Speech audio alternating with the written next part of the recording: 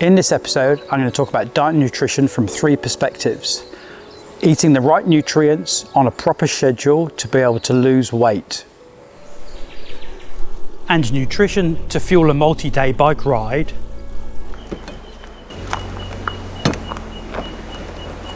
And eating and hydration after a long day on the bike.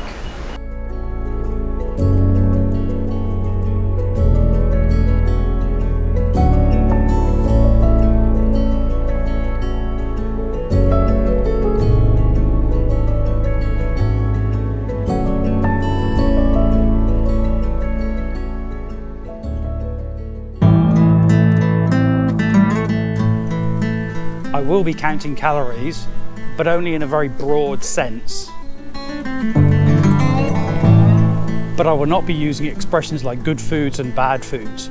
All foods are good, but it's the quantity and the balance that needs attention. I will, however, be embracing healthy eating, or healthy enough eating. At this point, I think I'm supposed to talk about my struggles with food. I don't struggle with food. I love food. I just eat too much of it. That's my problem.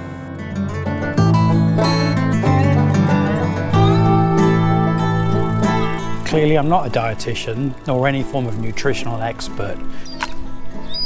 And after a bit of trial and error, I found these things work for me. My friends and family will probably think it's hilarious that I'm producing a video on healthy eating, nutrition and diet, but maybe I bring some real world experience to the problem.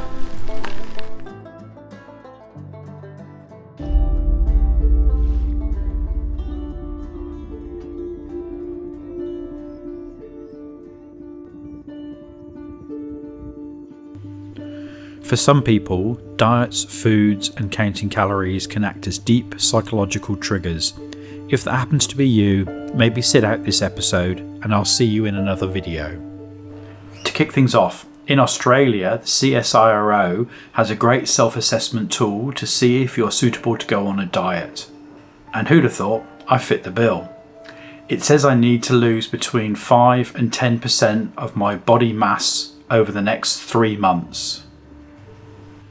I will start by cutting out unnecessary calories such as sugar on my cereal, cheese in my sandwiches at lunchtime, and, in particular, snacking in the late afternoon and after dinner. My GP is not happy with my coronary calcium score of 14. He's not happy with me having any score at all. He would like it to be 0. A coronary calcium score, or a Gadsden score, is a measure of plaque around the arteries at the entrance and exit to your heart. Any plaque can mean a restriction of blood flow, increased blood pressure, and increased risk of heart disease, heart attack, or stroke. And because I have an Gadsden score of 14, my LDL cholesterol targets also halve. That means I need to eat a healthy diet, drop some weight, and exercise regularly, which is exactly what I've been trying to do. I should observe that a Gadsden score of 14 puts me in the low category. I have a minor plaque burden. There are many blokes my age with a much higher score that have got a much greater burden or calcification around their hearts.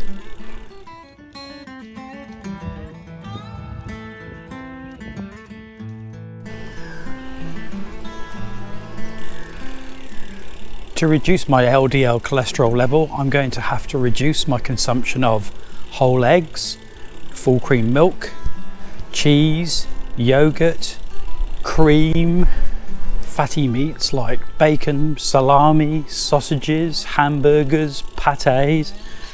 God, this is going to be hard. Pies, pastries, cakes, and not surprisingly, fast foods.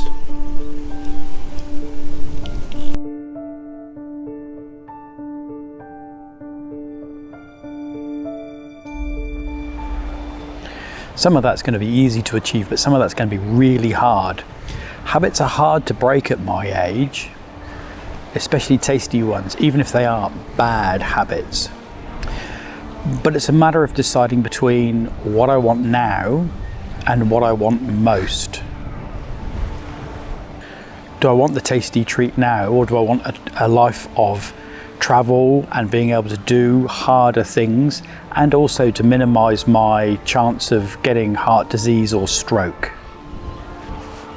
And as the requirement is for me to reduce rather than eliminate eating these things, I choose to reduce, because it will also improve my heart function and help me achieve my fitness goals. And really, what I'm trying to do here is I'm not really trying to achieve a goal, I'm trying to build new habits for the future.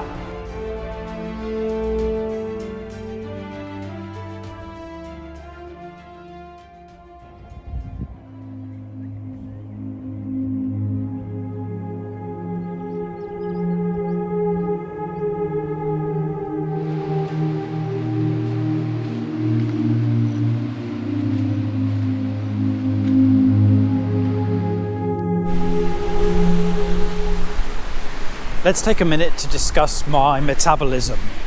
Can I measure my metabolic rate? Because surely if I can measure it and increase my metabolic rate, wouldn't that help with my achieving my exercise goals? There are plenty of online tools to estimate your basic metabolic rate, which is the calories required to simply breathe, think, etc., or your resting metabolic rate, which is the number of calories you need just to sit on the couch and watch TV. And it ain't very many. But as soon as I get up and start moving around, I must be burning more calories, mustn't I? I can take my basal metabolic rate, and using the following factors, I can calculate how many calories I need per day. If I'm completely sedentary, sitting around, not moving, sitting at a desk, then it's my basal metabolic rate times 1.2. But as soon as I get up and start moving around, walking up to 30 minutes per day, it's my basal metabolic rate times 1.375. If I'm active in a day and even do some light cycling, then it's my BMR times 1.575. And if I'm very active in a day, or I go on a long bike tour, then it's my BMR times 1.75.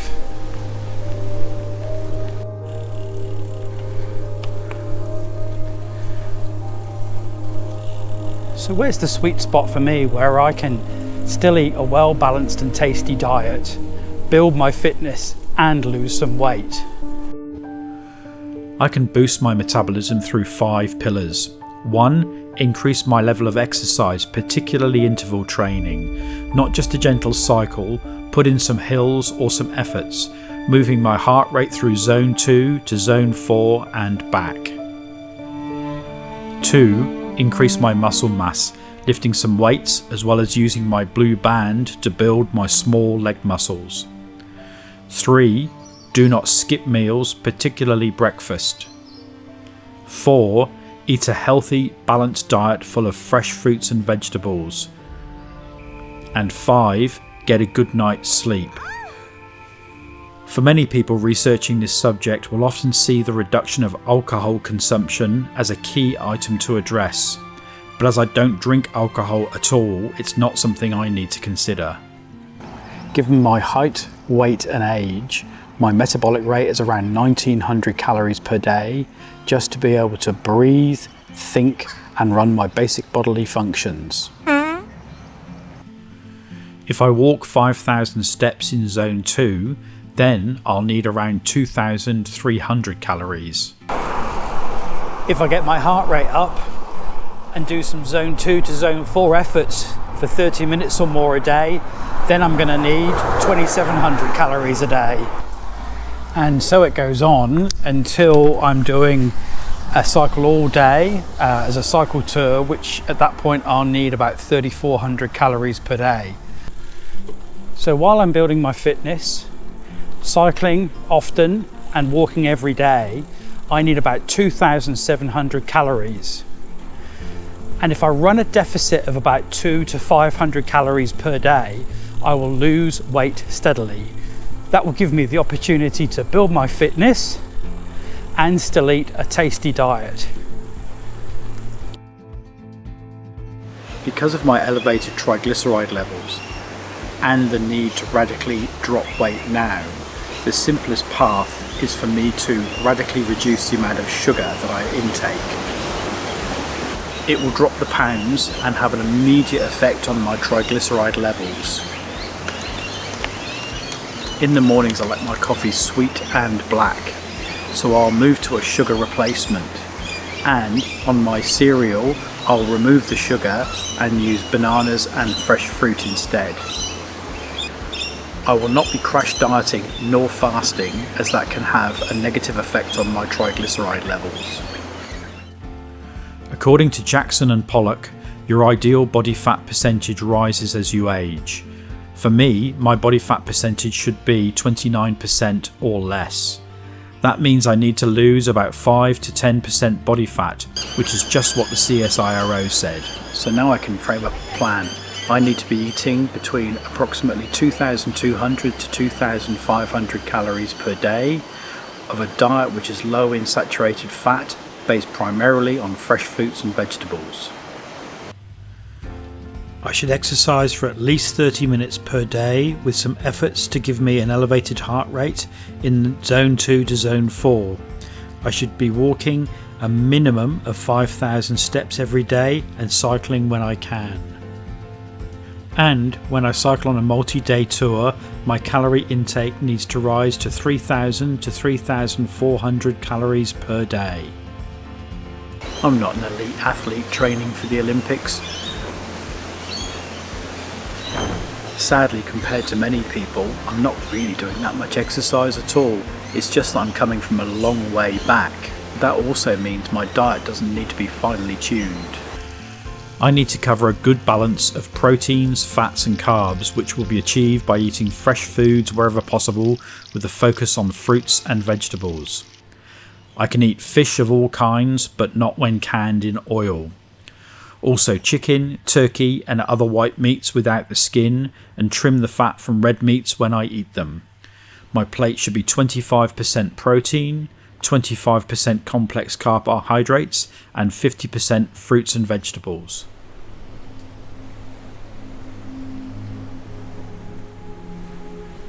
For me, one of the keys to success is going to be getting off my arse and getting in some good exercise.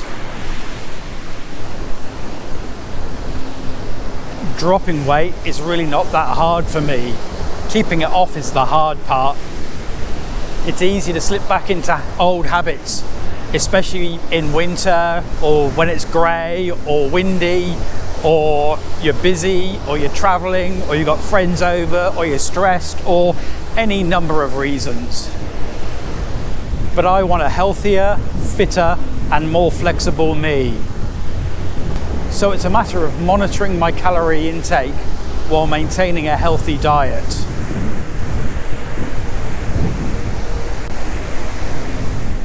Part of the reason I came to Tea Gardens and Hawknest to make this video was because I was expecting the weather to be magnificent, blue skies and just beautiful all the way. Yeah, it's been pretty blowy and raining quite a bit, but it's still magnificent in a strange kind of way.